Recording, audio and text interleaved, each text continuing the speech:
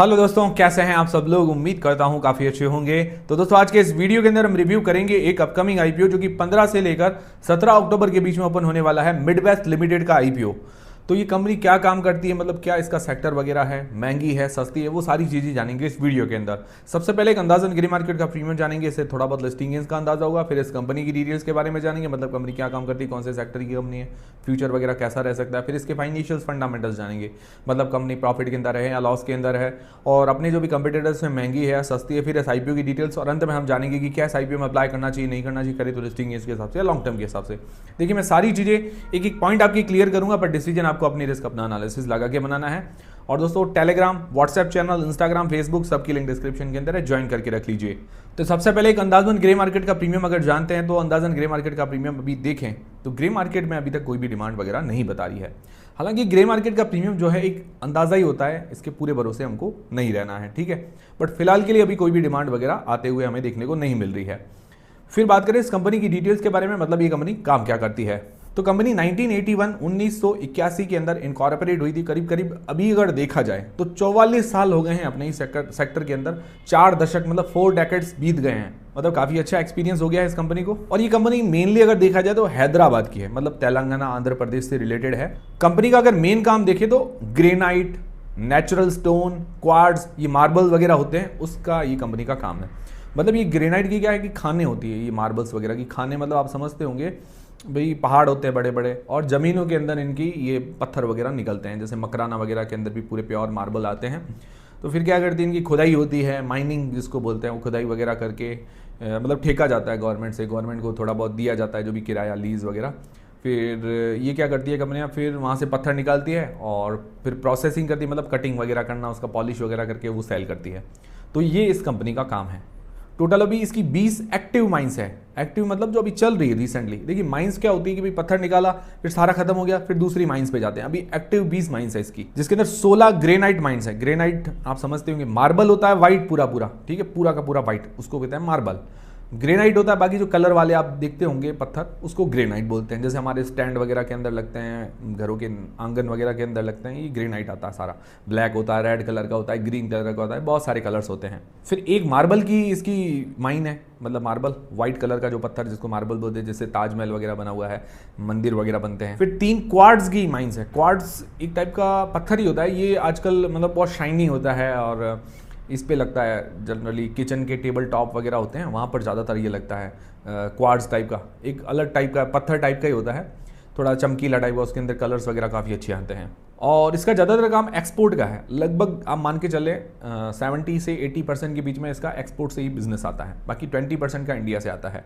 Export के अंदर ये 17 कंट्रीज़ के आसपास लगभग एक्सपोर्ट करती है, जिसमें चाइना बड़ी कंट्री है, थाईलैंड है, इटली वगैरह है, स्वीडन है, यहाँ पर काफ़ी सारी कंट्रीज़ में अपना प्रोडक्ट जो है सेल करती है। और ब्लैक ग्रेनाइट आता है, black Galaxy, absolute black granite, black एकदम ब्लैक आप समझ सकते हैं, जिसके अंदर हल्के हल्के से चमकीले डॉट आते हैं। को एक्सपोर्ट करने में इंडिया में सबसे लीडिंग कंपनी जो होती है उसके अंदर इसका नंबर आता है टॉप कंपनीज में। और इसकी जो ज़्यादातर मैन्युफैक्चरिंग यूनिट, जो भी प्रोसेसिंग यूनिट होती है, भाई माइन से पत्थर निकाले उनको प्रोसेस करना होता है, कटिंग करना होता है, फिर उसको पॉलिश, तो वो सारा ये तेलंगाना आंध्र प्रदेश के आसपास ही है। तो सिंपल, मुझे लगता है आपको काम सारा समझ में आ गया होगा। काम समझ में आया है तो वीडियो को लाइक जरूर करें।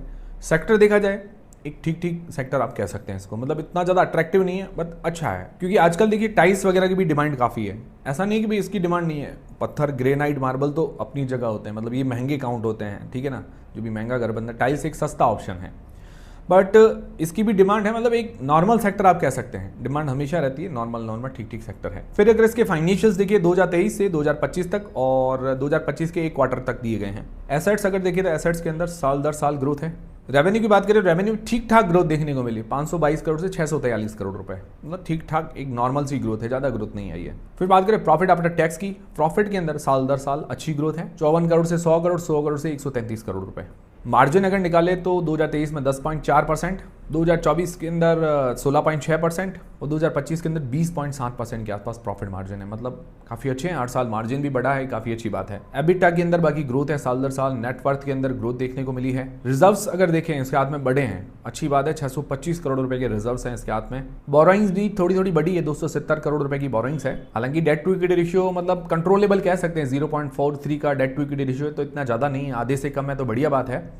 बाकी इसका एनुअल प्रॉफिट देखिए, रिजल्ट्स देखिए तो ज़्यादा चिंताजनक बात नहीं है। और उसके अलावा 53 करोड़ रुपीज़ के आसपास ये अपने आईपीओ से अपना डेट भी पे करने वाली है, तो थोड़ा बहुत और डेट कम हो जाएगा, ये अच्छी बात लगी मुझे। तो ओवरऑल फाइनेंशियली कंपनी अच्छी मजबूत नजर आ रही है और ज़्यादा ऐसी चिंताजनक बात नहीं है। ROE 19%, ROC 18% के आसपास है, बढ़िया है, 15% से ऊपर बढ़िया बात है। फिर बात आती है वैल्यूएशंस की। ये सबसे इंपॉर्टेंट पॉइंट होता है कि भाई महंगी दे रहे हैं, सस्ती दे रहे हैं। तो मिडवेस्ट ने भी अपनी RHP के अंदर एक मेंशन किया है, पोकरना नाम से उसको अपना कंपटीटर या पीयर कंपटीटर मेंशन किया है। इस साल इसका रेवेन्यू 643 करोड़ रुपए का। पोकरना इससे बड़ी कंपनी है, देखा जाए तो लगभग 1.5 गुना बड़ी कंपनी है रेवेन्यू के मामले में। और पोकरना का PE 12.7 का और इसका है 27 का PE 27, मतलब 2 गुना से भी ज़्यादा। प्राइस टू बुक देखिए तो इसका 6.5 का निकल कर आता है और पोकरना का है सिर्फ 3 का।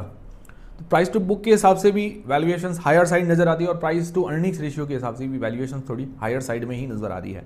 तो वैल्यूएशन सस्ती नहीं है, महंगी वैल्यूएशंस है। हालांकि इसने ज़्यादा पीयर्स अपने मेंशन नहीं किए हैं, बट फिर भी ये जो अभी है उसके हिसाब से तो महंगी है। बाकी पीयर्स के मुकाबले EPS, रिटर्न ऑन नेटवर्थ वगैरह ये सारी चीज़ें कम हैं, तो ये भी थोड़ा सा नेगेटिव है। तो ओवरऑल अगर देखा जाए फाइनेंशियल्स फंडामेंटल्स ठीक है, बट वैल्यूएशंस थोड़ी सी महंगी है। फिर इस आईपीओ की डिटेल्स के बारे में बात करें तो 15 से लेकर 17 अक्टूबर के बीच में आईपीओ ओपन रहेगा। फेस वैल्यू 5 रुपए पर आ रहा है। प्राइस में रखा गया 1014 रुपए से लेकर 1065 रुपए के बीच में। 14 मतलब 14 शेयर्स का ये लॉट है। टोटल अगर इसका इश्यू साइज देखें तो 451 करोड़ रुपए का है, जिसके अंदर फ्रेश इश्यू है 250 करोड़ रुपए के और OFS है 201 करोड़ रुपए के।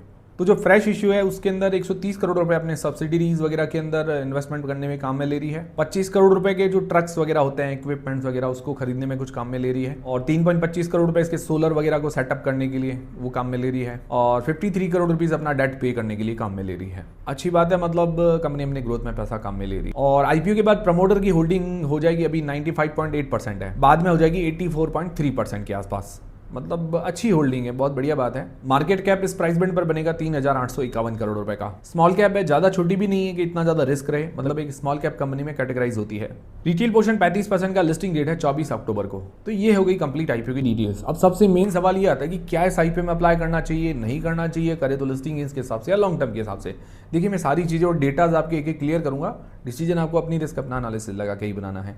और Telegram, WhatsApp channel, Instagram, Facebook, सबकी लिंक डिस्क्रिप्शन के अंदर है, ज्वाइन करके रख लीजिए। तो सबसे पहला जो लोग लिस्टिंग गेन्स के हिसाब से अप्लाई करना चाहते हैं तो हमारे 4 पैरामीटर्स हम देखते हैं। नॉलेज जैज पैरामीटर्स मैं पर्सनली इसको अपने हिसाब से देखता हूँ, सिर्फ रिस्क मापने के लिए और अभी की जो कंडीशन है, आज की तारीख में डिमांड वगैरह क्या है वही देखते हैं। उसके अलावा आपको इसके भरोसे नहीं रहना है, ठीक है ना। डिसीजन आपको अपने रिस्क अपना एनालिसिस लगा के ही बनाना है। तो सबसे पहली चीज़ हम देखते हैं जीएमपी देखिए एक अंदाज़ा होता है, मतलब ये फिक्स पैरामीटर नहीं है। लोग क्या है कि एक ऑफलाइन मार्केट या ग्रे मार्केट के अंदर एक डिमांड देते हैं कि भाई इस शेयर का मैं इतना रुपया थोड़ा ज़्यादा ऊपर दूंगा, ठीक है, वो खरीदने के लिए तैयार होते हैं। तो अभी फिलहाल कोई भी डिमांड बता नहीं रही है, ठीक है। तो 0 जीएमपी के मामले में इसको 0 पॉइंट मिलता है। मिनिमम हमारा क्राइटेरिया रहता है कि 20% रहे तो 1 पॉइंट, 10% रहे तो आधा पॉइंट, 10% से कम हो तो 0 पॉइंट। फिर वैल्यूएशंस की बात आती है तो वैल्यूएशंस इसने अपना एक ही पीयर मेंशन किया है, तो वैल्यूएशंस 0 मैं नंबर देना चाहूँगा क्योंकि महंगी वैल्यूएशंस है। बाकी एंकर लिस्ट और सब्सक्रिप्शन आना बाकी है। एंकर लिस्ट ठीक ठाक ही आएगी, 450 करोड़ रुपए का इशू साइज है, उससे नॉर्मल एंकर लिस्ट कह सकते हैं। सब्सक्रिप्शन वगैरह देखिए अगर जीएमपी अच्छी रही तो सब्सक्रिप्शन मिलेगा, वरना सब्सक्रिप्शन की चांसेस कम है। तो ओवरऑल अभी 2 पॉइंट अवेलेबल है, 2 में से इसको 0 पॉइंट मिल रहे हैं, मतलब रिस्क अभी नजर आ रहा है। बाकी मैं ये नहीं कह रहा हूँ कि आप इसमें अप्लाई कीजिए नहीं कीजिए, इसकी डिमांड कैसी रहेगी वो मैं इस पर डिस्कस नहीं कर रहा हूँ। अभी के जो डेटाज है वो मैं आपको बता रहा हूँ। बाकी आप लोग क्या करने वाले, अप्लाई करेंगे नहीं करेंगे वो मुझे कमेंट करके जरूर बताइएगा। और हेल्प हुई है तो वीडियो को लाइक जरूर कीजिए। फिर लॉन्ग टर्म के हिसाब से जो लोग अप्लाई करना चाहते हो तो पॉजिटिव्स और नेगेटिव्स दोनों ही देख लेते हैं। पॉजिटिव में देखिए अगर देखा जाए मुझे इसके अंदर पॉजिटिव लगा, इसके फाइनेंशियल्स अच्छे हैं, रेवेन्यू प्रॉफिट के अंदर अच्छी ग्रोथ है, मार्जिन हर साल बढ़ रहे हैं और डेट भी कंट्रोल के अंदर है। आईपीओ से थोड़ा बहुत डेट भी पे कर लेगी, फाइनेंशियल्स अच्छे हैं, ये एक बड़ा प्लस पॉइंट है इसका। फ्रेश इशू का ये अच्छा उपयोग कर रही है, ये भी अच्छी बात है। आईपीओ के बाद जो प्रमोटर की होल्डिंग है 84% के आसपास रहेगी, ये भी अच्छी बात है। और इसका ज़्यादातर रेवेन्यू एक्सपोर्ट्स विदेशों से आता है 80% के आसपास। हालांकि कोई बड़ी चिंताजनक बात नहीं, अच्छी बात ही है, एक्सपोर्ट वगैरह करती है। और जो ब्लैक ग्रेनाइट है उसके अंदर लीडिंग है ये एक्सपोर्ट करने के अंदर, जो आप कह सकते हैं इंडिया के अंदर टॉप 3 प्लेयर्स आते हैं उसके अंदर इसका नंबर आता है। बाकी ROE ROC वगैरह सही है। तो ये है इसके पॉजिटिव पॉइंट्स। नेगेटिव क्या है, नेगेटिव देखिए वैल्यूएशंस देखा जाए तो महंगी है, ये बड़ा नेगेटिव है एक। दूसरा ये सेक्टर ठीक है, मतलब ये ऐसा सेक्टर है कि भाई आप देखिए कोई भी बड़ा ठेकेदार है तो वो माइंस वगैरह का कॉन्ट्रैक्ट आराम से ले सकता है, ठीक है ना। बट ऐसा नहीं है कि भाई हर कोई इसमें घुस सकता है, ऐसा भी नहीं है। थोड़ा खुद का एक्सपीरियंस भी चाहिए, माल मतलब जो सेल करने की टेक्निक्स भी चाहिए, वो सारी चीज़ें तो चाहिए ही। बट इतना कोई यूनिक विशेष सेक्टर नहीं, नॉर्मल सेक्टर आप इसको कह सकते हैं। और थोड़ा ये कम्पिटिटिव सेक्टर, ऑफलाइन आप देख सकते हैं काफ़ी कंपटीशन भी है। दूसरी चीज़, अभी टाइल्स वगैरह का मार्केट भी खूब बूम कर रहा है, तो ऐसा भी नहीं कि ये मार्केट डाउन है।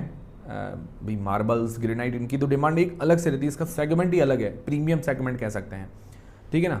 तो ओवरऑल इसके अलावा कोई मुझे विशेष नेगेटिव लगा नहीं। तो कंपनी एक ही ज़्यादा नेगेटिव बढ़ा है, वो वैल्यूएशंस, ठीक है ना, उसके अलावा विशेष नेगेटिव नहीं है। ओवरऑल ठीक ठाक एक ठीक ठाक अट्रैक्टिव कंपनी, मतलब इतनी ज़्यादा अट्रैक्टिव नहीं, मतलब ठीक ठाक कह सकते हैं। और बैलेंस्ड कंपनी है ये, कि भाई ये रिस्की कंपनी नज़र नहीं आ रही कि रिस्क होता है कि भाई उसके फाइनेंशियल्स वगैरह खराब, ऐसा कुछ भी नज़र नहीं आ रहा है। अच्छी कंपनी आप इसको कह सकते हैं। बाकी आप लोग क्या करने वाले हैं मुझे कमेंट करके ज़रूर बताइएगा। और उसके अलावा वैल्यूएशंस अगर सही देते ना ये, तो मुझे लगता है कि ये परफेक्ट कंपनी कहलाती। तो उम्मीद करता हूँ ये वीडियो देखने के बाद आपकी काफ़ी हेल्प हुई है तो वीडियो को लाइक ज़रूर करें और चैनल को सब्सक्राइब कर लें। और कोई भी डिसीजन बनाएं अपनी रिस्क अपना एनालिसिस लगा के बनाएं। मिलते हैं दोस्तों अगले वीडियो के अंदर। Telegram, Instagram, Facebook, WhatsApp channel सबकी लिंक डिस्क्रिप्शन के अंदर है।